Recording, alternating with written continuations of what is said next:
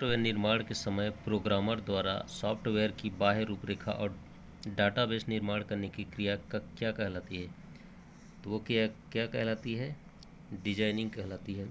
Software निर्माण के समय कोडिंग के बाद प्रोग्राम में आई त्रुटियों को खोजना क्या कहलाता है? त्रुटियों को खोजना कहलाता है टेस्टिंग। अगला प्रश्न है, सॉफ्टवेयर निर्माण के लिए लिखे गए कोड को क्या कहते हैं? तो इसे बोला जाता है सोर्स कोड। क्या बोलते हैं? Source code. सॉफ्टवेयर निर्माण के पश्चात उसे कंप्यूटर सिस्टम में उपयोग हेतु तैयार के लिए आवश्यकता होती है। किसकी इंस्टॉल करने की आवश्यकता होती है? सामान्य तौर पर सॉफ्टवेयर के प्रकार होते हैं। कितने प्रकार के? सामान्य तौर पर 2 प्रकार के होते हैं। अगला प्रश्न है, सिस्टम सॉफ्टवेयर के विषय में निम्न में से क्या सही नहीं है? सिस्टम सॉफ्टवेयर, तो ये सही नहीं है कि कंप्यूटर में सर्वप्रथम एप्लीकेशन सॉफ्टवेयर इंस्टॉल किया जाता है। सब कंप्यूटर में सबसे पहले ऑपरेटिंग सिस्टम इंस्टॉल किया जाता है, ना कि एप्लीकेशन सॉफ्टवेयर। बाकी इसका सभी सही है। अगला प्रश्न है, आधारभूत रूप से सॉफ्टवेयर के प्रकारों में शामिल है। आधारभूत रूप से सॉफ्टवेयर जो है सिस्टम सॉफ्टवेयर और एप्लीकेशन सॉफ्टवेयर 2 प्रकार के इस प्रकार होते हैं।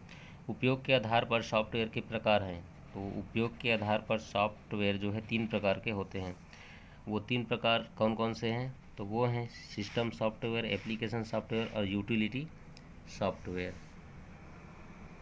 ऐसे सॉफ्टवेयर जिनका प्रयोग कंप्यूटर के आंतरिक और बाह्य कार्यों के नियंत्रण के लिए किया जाता है उसे कहा जाता है यूटिलिटी सॉफ्टवेयर।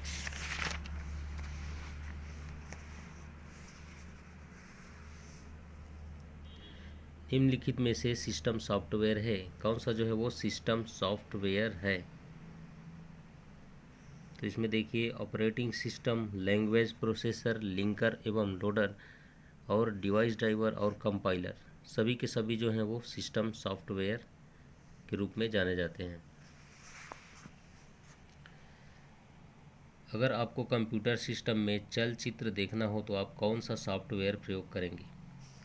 तो आप एप्लीकेशन सॉफ्टवेयर जो होता है इसको आप प्रयोग करेंगे।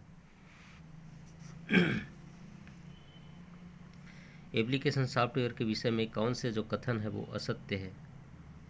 तो असत्य ये है, यूनिक्स एप्लीकेशन सॉफ्टवेयर है, ये बोल रहा है ये असत्य है। यूनिक्स जो है एप्लीकेशन सॉफ्टवेयर नहीं है।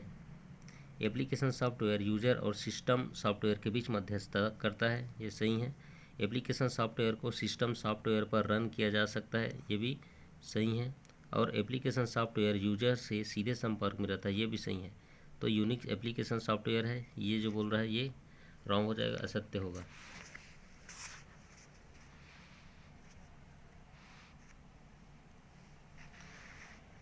उसके बाद देखते हैं हम ये अगला प्रश्न, कंप्यूटर के आंतरिक कार्यों के मेंटेनेंस के लिए प्रयोग किया जाता है किसका? तो इसके लिए यूटिलिटी जो सॉफ्टवेयर है उसका प्रयोग किया जाता है। कौन सा यूटिलिटी सॉफ्टवेयर नहीं है? कौन सा जो है वो यूटिलिटी सॉफ्टवेयर नहीं है?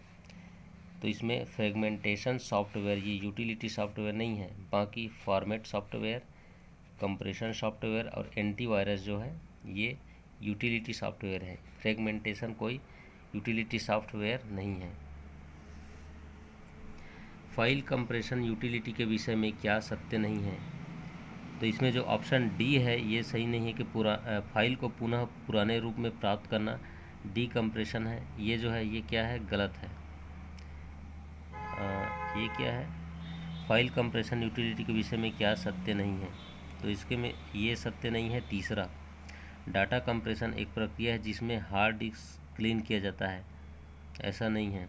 तो ये क्या है? डाटा कंप्रेशन डाटा को नेटवर्क में भेजने के पूर्व उसे कंप्रेशन करके छोटा कर सकते हैं, ये सही है।